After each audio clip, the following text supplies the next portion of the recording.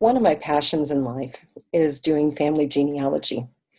And I don't do it to see how far back I can go or if I'm related to a king in another country, but rather it's the stories that I'm looking for.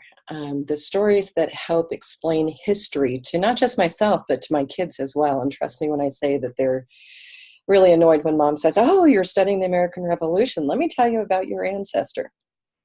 But that's besides the point. It was in studying the family history, a particular line of it, that I got to know a gentleman by the name of George Alexander Pattillo, maybe Pattillo. I'm not sure how it's pronounced. It's Scottish. George, in the 19th century, helped found the Jefferson County, Texas, what has became Jefferson County, Texas. And George served in the legislature for the Republic of Texas. And while he was serving in the legislature, he introduced legislation to establish what later became Baylor University.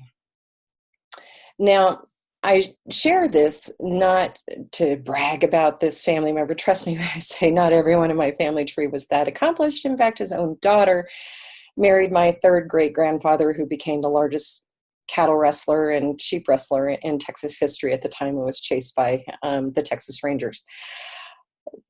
But in establishing Baylor University, it set a path that kind of intersected with where I am today. You see, about 90 years after Baylor University was founded, they had a hospital.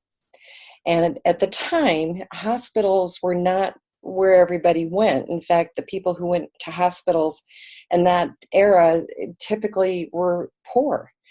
And they had all these empty beds, and they didn't know what to do with them, but they came up with an innovative idea. And what they did is they went to the school teachers and they said, "Look, for 50 cents a month, we will guarantee you 21 days in the hospital for when you have your babies." It was innovative. And that later morphed into what is today's health insurance.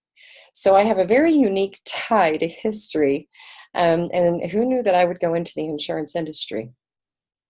But there's something really important about this, and that is this was not, a company was not formed seeking a problem.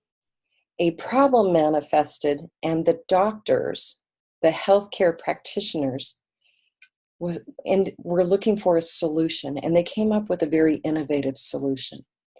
So in episode 1 of this, I talked about the 3 components of any healthcare transaction. And remember, it's the person receiving care, it's the person delivering the care, and it's the funding mechanism.